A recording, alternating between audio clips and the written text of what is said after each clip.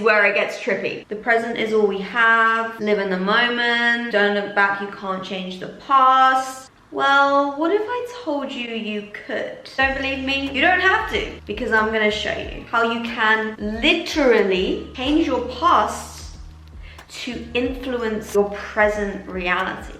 By changing your past, you not only change your present, but to pick the exact desired reality in the future that you want, to manifest your dream life in the future. That's the most important part. Like, that's what we want. How do I know you can do this? Because I've done it. My friends have done it. There's books on it. This is real. It is not some magic potion, a spell of voodoo woo-woo. This is quantum physics and the power of your mind. How I changed my present to change my future timelines. There is a movie called Sliding Doors. So essentially the movie has two timelines shown simultaneously throughout the film. One timeline when she makes the elevator door, and one timeline when she just misses it and the door closes on her. Each of these timelines are completely different. This movie depicts perfectly how one small change, one small decision can change your whole life.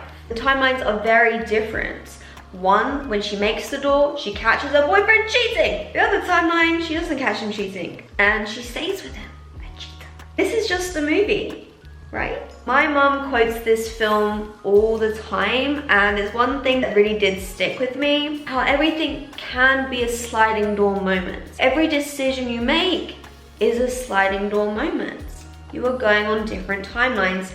Every time you make a choice, no matter how small. Every decision you make today truly impacts the rest of your life. But for example, not having your usual nightcap of doom scrolling, making that choice. Thus, you go to bed early, thus you wake up early in the morning, then feel motivated to meditate, and you get a powerful insight in that meditation that changes your whole career. Another example is the kind words you decide to express to a stranger, the compliment you give them instead of staying silent, that positive energy from expressing the compliment, that serotonin you get radiates throughout you for the rest of the day. Maybe throughout the day you decide to do more kind things, you be more happier, you smile more. Because your mood is lifted, you decide you have the confidence to try out that new workout class.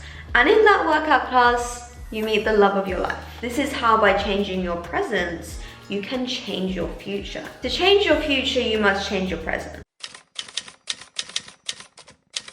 You may have heard of Dr. Joe Dispenza's work. Essentially, his work talks about quantum physics, and by changing your personality, you will change your personal reality. Changing who you are being will change your life. Your personality is a combination of what you think, feel, and how you act. Therefore, by changing these things, as a byproduct, you will change your life. Using the power of visualization and brain-heart coherence, also tapping into the quantum field, your mind cannot tell the difference between what is real and what is in your head, what you are visualizing. So by visualizing what you want through your brain, and combining that with a heightened emotion / feeling, aka the heart, that brain-heart coherence, in that visualization moment, you are not that personality, you are a different personality. When you combine those thoughts, those visualizations, those images with the feeling of what it is like to change your personality, you are that person in that moment. You are a different personality, a different person in that moment, and your brain can't tell the difference, that it is imagined. You are choosing that timeline in the quantum field, because the quantum field has an infinite number of timelines. There's you with blonde hair, there's you with red hair, there's you fat, there's you with £1 million. If you can think it, it's in the quantum field. When you're in the quantum field and you've got that brain-heart coherence, you've got that imagery, you've got that personality, you know what you were doing, you know what you want, you know who you want to be, you're choosing that timeline in the quantum field. You're stepping into that.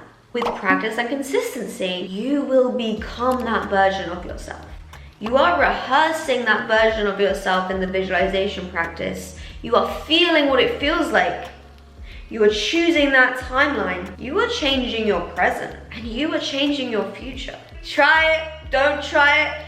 I'm just saying, if you don't try, you're losing out, because I cured a chronic illness, gastroparesis to be exact, and they were like, yeah, you're doomed. You might have to like be on a drip for the rest of your life. You won't be able to eat food ever again. I changed who I was being. I wasn't a sick person. I was a healthy person. I was stepping into that vibrational reality through my heart, through my brain, through my feelings, through my thoughts. I was that healthy version of myself. I picked it in the quantum field. And here I am, bitches. Look at me. Looking fly, I must say. I would have believed all the doctors that I was never gonna get better. Like, it was an incurable condition. That I was doomed forever. I didn't listen to them. I focused on being healed. I focused on the person and the personal reality that I wanted to step into. What you focus on, you attract. This is a law. By focusing on that reality, focusing on that person that I wanted to become, I manifested the people, places, things, and opportunities brought my way to heal myself. Why this is so extraordinary is I remember waking up one day and I was just healed. I just remember waking up one day, checking my manifestation journal, #1, cure gastroparesis. And I read it and I was like, wait, I am healed. When you're working towards a goal, there's a little step, and then there's a little step, and then there's a little step, and then you reach the goal. It's like a progression. I just remember waking up one day, healed. I don't remember the slow progress. And that's how I know this works. I really did just switch timelines. Like I mentioned in the movie Sliding Doors, there was 2 timelines. But in truth, there is an infinite number of timelines. Some where you're wealthy, one where you're depressed, one where you're successful, one where you're a rock star, a rock climber even. And if you truly think about it, these are all possibilities. There is nothing stopping you becoming a rock climber. It may seem weird and out there for you because you live a sedentary life, but there is nothing stopping you becoming a rock climber. One sliding door moment away. I am a gym person. I go to the gym 5 times a week. That is my identity. But if one day I decided, you know what, I don't want to do the gym anymore. I want to start rock climbing. I want to be a rock climber. I could quite literally quit my gym membership, join a rock climbing gym, go 5 days a week, enter competitions. The first 5', 26-year-old with a fat ass to climb Mount Everest. And that's a snowball effect. Because I made the decision, I am no longer a gym person, I am a rock climber now. And that is a choice you get to make. People think, oh, I have to be proficient in piano to call myself a pianist. No, you play the piano, you're a pianist. And by owning that identity, you practice it more and become better because you're a pianist. You have attached yourself to that identity. It is really just one choice away, one decision away, and you could make that decision right now. That's how much power you hold over your future. The future is malleable. I have just proven that. Therefore, the past is too. People don't really, truly, completely, utterly realize that now is all there is. If you read The Power of Now, good. If you haven't, go read it. There is no past or future except as memory or anticipation in your mind. I don't know how to pronounce that. Everyone says it differently. Eckhart Tolle. That's what it looks like. That's what I'm saying. Memory is a funny thing because memory is not recorded exactly like if you recorded it on film. It is not static. Your memory is never an exact replica of the event that happened, which is crazy because over time, you recall these memories and it gets twisted, it gets changed with the emotions and feelings that you associate with that memory. So your past memory of the event changes. This is scientifically proven. So if our memory can't recall what exactly happened in that event, we are in fact already changing our past in our minds. Now, this is where it gets trippy. A personal example I can give you is my friend did this with her mother, and then I did it too. So I'll tell you, I'll be real, I did not have a functional family. There was some dysfunction in the family.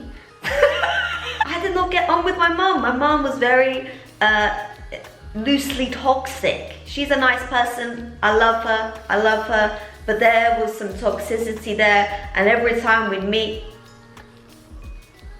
it would be like that. There would be arguments left, right, and center. So when my friend told me that she did this rechanging her past in her mind to heal her relationship with her mom, it sparked my curiosity a little bit. Kind of believed her, but at the same time I was like, damn, really?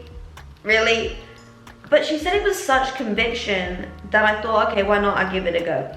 What have I got to lose? I kept in my mind seeing a positive relationship with my mom, that this family dynamic that happened before the arguments and that, there was just some sort of miscommunication and that it didn't really happen like that. I was just sort of exaggerating it in my mind. That's what I was telling myself. So I was reimagining the situation as if it was actually not as bad as I thought. It is crazy how when I started to do that, my relationship with my mom, okay, it's not healed, we're not perfect, but the toxicity is gone. The toxicity is gone. Because I started acting differently towards her, because I remembered the past differently. I wasn't holding those grudges towards her. I wasn't holding that negativity towards her. If you're vibrationally thinking this person's an asshole, they're gonna feel that. They're gonna feel vibrationally that you think they're a twat. You have probably experienced this in your own life. You're like, I just feel like this person doesn't like me. They haven't said anything, they haven't acted any way towards me, but I can feel that they don't like me very much. What you feel and think internally vibrates out. So, by me not anticipating the worst, by me anticipating that she's gonna act sanely, she's not gonna act in a toxic way, she's not gonna start an argument, she started being more rational, being less toxic. We had less arguments to the point now where we barely argue and we have reasonable, cordial, loving, healing conversations. And I tell you, like, that was not how it used to be. Anyway, enough about me, let's talk about Neville Goddard. Neuroplasticity states, when you are remembering a negative situation from the past, you are living it. Did you hear that? And the neuroplasticity is wiring in that negative feeling / way of being associated with that negative experience. Same goes for a positive experience. Say you don't feel very confident right now, shy, introverted, etc. Recall a time from your past where you did feel confident. Feel what it feels like to reenact that situation in your body. Replay it in your mind. This is rewiring neural circuits. And the more you recall that memory, the more you recall that confidence, the more you allow your body to feel that right now as you are wiring it in. The revision method allows you to pick which memories you want to focus on, but not just that. It allows you to revise those memories themselves. Revision is the process of rewriting your past that continues to project in your present. Like I was mentioning about my personal experience with my situation with my mother, I replayed those situations in a different way than they happened. Because we don't know how that happens.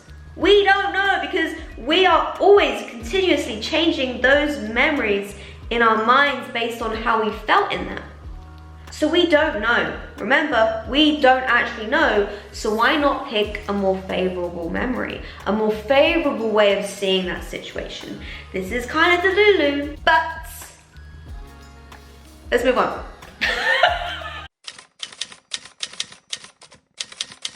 I talk about this a lot in regards to manifesting. When you expect something to happen, like being shy, feeling timid, being awkward, stumbling on your words when speaking to someone, that's how you're gonna act because you are expecting it. You are feeling the shyness, feeling the awkwardness in your body because as you are expecting it, you are rehearsing that playing out, basically visualizing it, preparing yourself for that experience. It's similar to lucky girl syndrome. You believe you are lucky, you expect to get lucky things, you expect to be a lucky person, you expect miracles to be handed to you. You will step in to that lucky energy. The quantum reality where you are lucky. Like I said, there is an infinite possibilities, infinite timelines in the quantum field, but it's your feeling that dictates which one you get onto. I'll give you an example where I practice this. Go to a gym.